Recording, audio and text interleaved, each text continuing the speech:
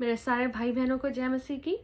परमेश्वर का धन्यवाद करते हैं इस खूबसूरत समय के लिए और मेरा विश्वास है आप सब परमेश्वर में आनंदित हो। आज हम परमेश्वर के वचन में एक बहुत ही खास विषय के बारे में बात करने जा रहे हैं। आज हम बात करेंगे सेल्फ कन्वीनियंट क्रिश्चियंस के बारे में, जो हम सब कहीं ना कहीं होते हैं।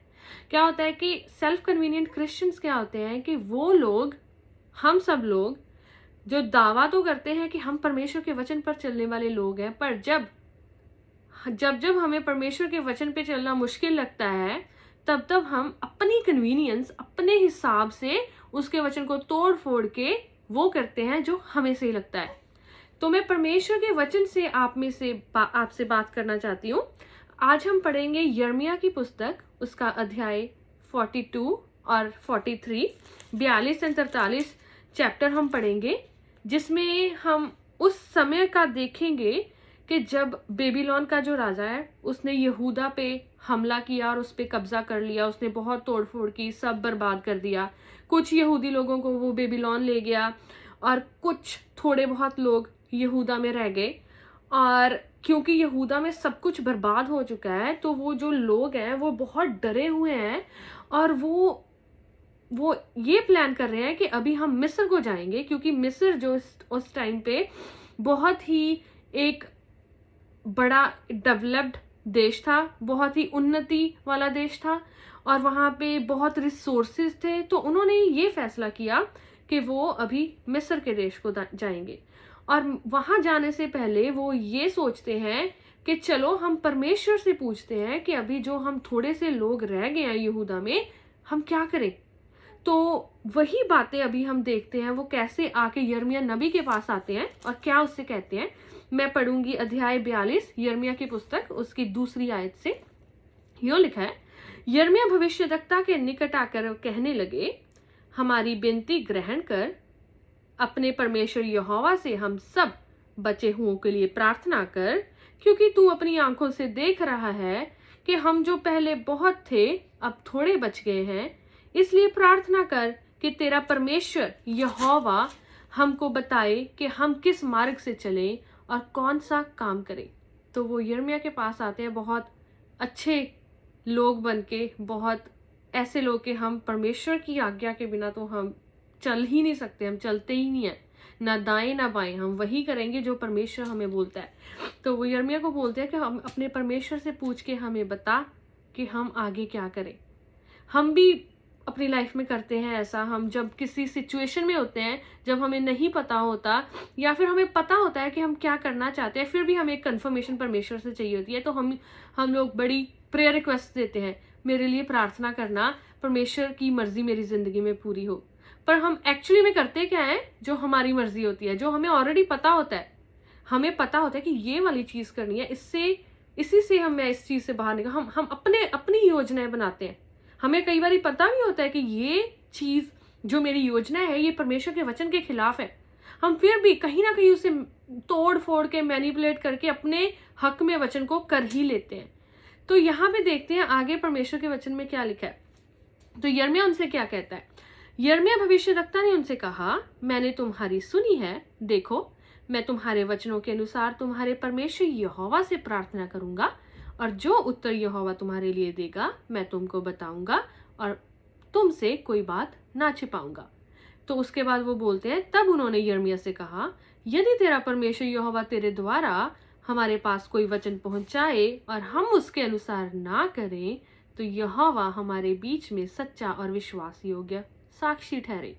परमेश्वर को साक्षी मानकर वो यिर्मयाह को कहते हैं कि हम परमेश्वर का वचन अगर हम नहीं मानते तो उस बात का साक्षी परमेश्वर होगा, चाहे वह भली बात हो चाहे वह बुरी हो। क्या कहते हैं वो, चाहे वो बात भली हो चाहे बुरी हो तो भी हम अपने परमेश्वर यहोवा की आज्ञा जिसके पास हम तुझे भेजते हैं मानेंगे, क्योंकि जब हम अपने परमेश्वर यहोवा की बात माने तब हमारा भला होगा। वाह। तो उनको पता है कि उनका भला तभी होगा जब वो परमेश्वर की आवाज सुनेंगे। उनको पता है कि अगर वो परमेश्वर के वचन के खिलाफ जाएंगे तो वो उनके लिए अच्छा नहीं है। उन्होंने ये भी कहा, अपने मुंह से उन्होंने यिर्मयाह को कहा कि चाहे वो अच्छा हो चाहे वो बुरा, क्योंकि वो बहुत श्योर थे कि परमेश्वर वही कहेंगे जो वो चाहते हैं।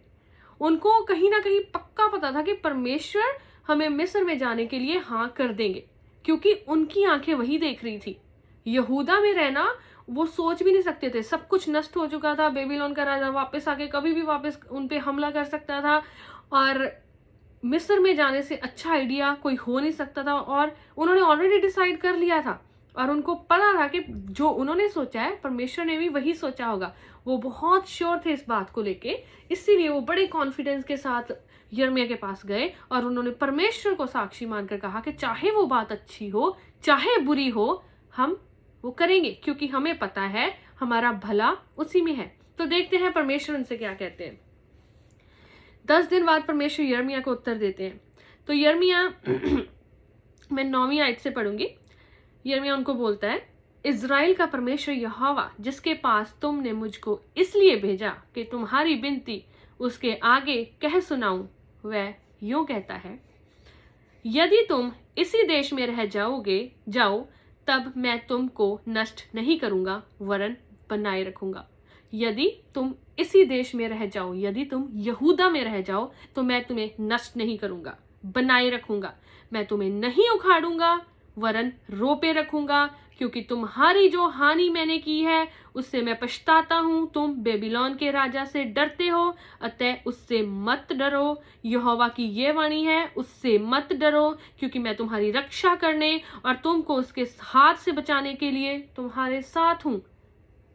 परमेश्वर ने क्या कहा जो उन्होंने उम्मीद नहीं की थी। परमेश्वर कहते कि तुम यहीं पे रहो, अगर तुम यहीं पे रहोगे मैं तुम्हें फिर से बनाऊंगा, मैं तुम्हारी रक्षा करूंगा। परमेश्वर को यह भी पता था कि उनके दिल में किस चीज का डर है।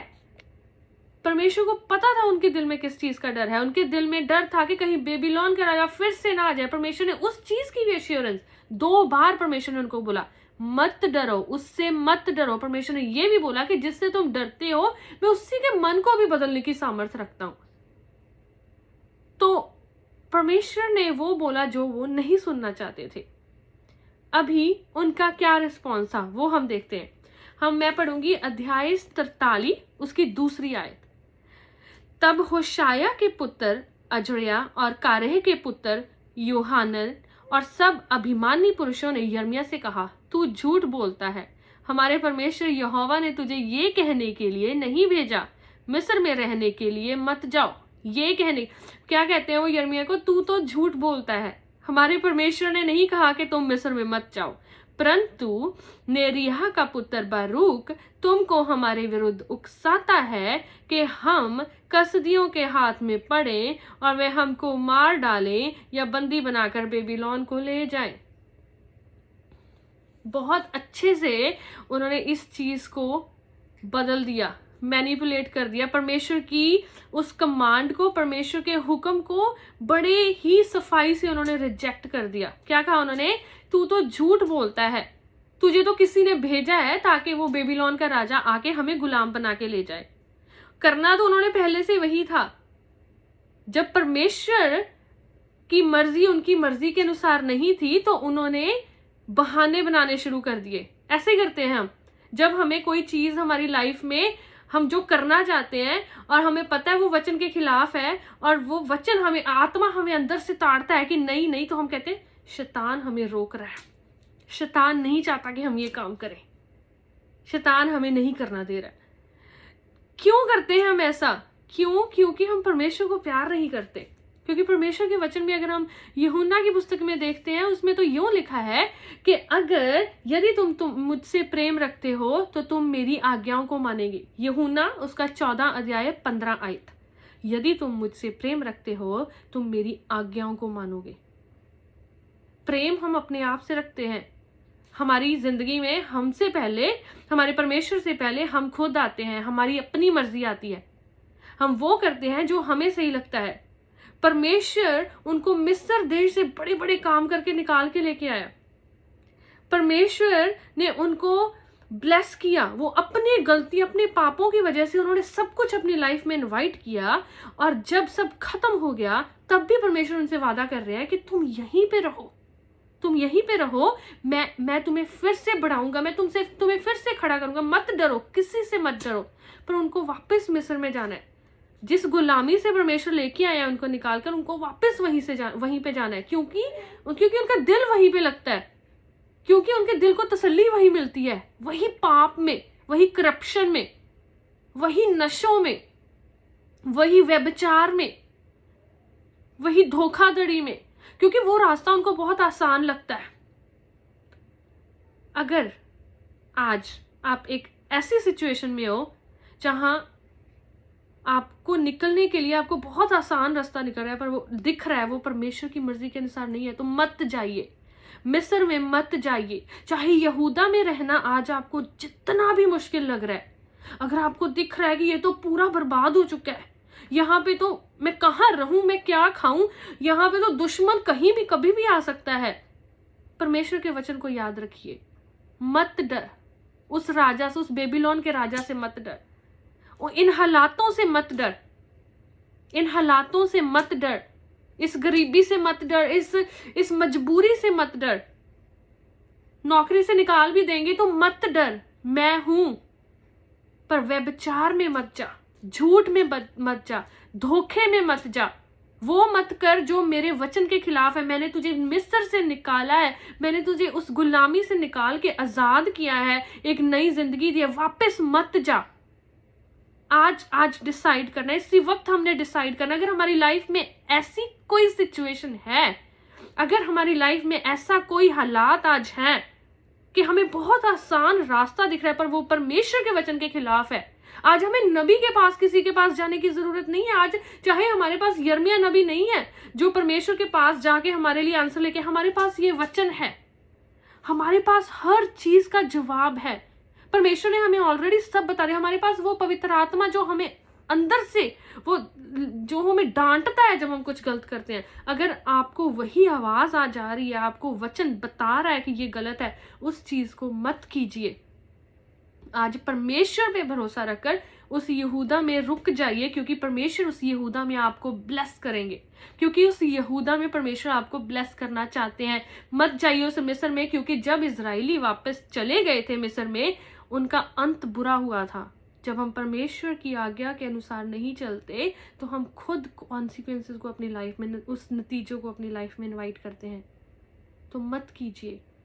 मैं बहुत बोझ के साथ आज मैं एक बार फिर से वही बात कहना चाहती हूँ कि अगर आज आपको यहूदा में, आज आपको परमेश्वर के वचन में, परमेश्वर की हजूरी में, परमेश्वर की इच्छा के अनुसार चलना मुश्किल लग रहा है, बहुत मुश्किल लग रहा है, आपको लग रहा है कि ऐसा चलने से आप बहुत कुछ खो देंगे, आप चलिए, आप जाइए, क्योंकि परमेश्वर वफादार परमेश्वर है। उसका वचन, उसकी वफादारी कभी खत्म नहीं होती। अगर वो आपको कुछ करने के लिए कह रहा है तो बिना सोचे उस वचन पे चलिए। वापस पीछे मुड़कर जहां से परमेश्वर आपको निकाल के लेके मत कीजिए। छोटी से छोटी चीज हमारी लाइफ में, जब हम परमेश्वर के वचन के अनुसार चलते हैं तो तब हम अपनी लाइफ में ब्लेसिंग्स के लिए, परमेश्वर के उस हाथ के लिए दरवाजे खोलते हैं। डिसोबीडियंस, परमेश्वर का वचन ना मानना, चाहे वो छोटे से छोटा है, चाहे वो बड़े से बड़ा है, वचन उसी परमेश्वर का है। रिजेक्ट हम उसी परमेश्वर को करते हैं, चाहे वो छोटी चीज है, चाहे वो बड़ी चीज है। अपनी कन्वीनियंस मत देखिए। ये मत देखिए कि आपको क्या करना है, ये मत देखिए कि आप क्या करना चाहते हैं। उसकी आवाज सुनिए, चाहे जितनी भी मुश्किल है उसकी आवाज को आज मानना, पर आगे जाके आपको इस चीज का एहसास होगा, आप देखेंगे कि यही आपके लिए परफेक्ट है, क्योंकि उसकी विल हमारे लिए परफेक्ट है, उसकी योजना हमारी भलाई की है, हमारे अच्छे की है। तो क्यों परमेश्वर ने ये सारी कमियां, ये फेलियर्स जो हमारे ही लोग हैं उनके इस वचन में, इस पुस्तक में लिखे हैं, क्यों? ताकि परमेश्वर हमें बता सके कि जो गलती उन्होंने की है हम उस गलती को ना दोहराएं। अपने मन को कठोर मत कीजिए, परमेश्वर की इच्छा के अनुसार चलिए, ताकि परमेश्वर आपको ब्लेस कर पाए, परमेश्वर आपको राइचियसनेस, धार्मिकता के एक नए लेवल पे लेके जाए, ताकि आप परमेश्वर के नाम में बढ़ पाए। मेरा विश्वास है कि ये वचन आज आपकी लाइफ में आपको जरूर ब्लेस करेगा। मैं परमेश्वर का एक बार फिर से धन्यवाद करती हूँ इस समय के लिए। हम फिर मिलेंगे परमेश्वर के वचन से। आमीन।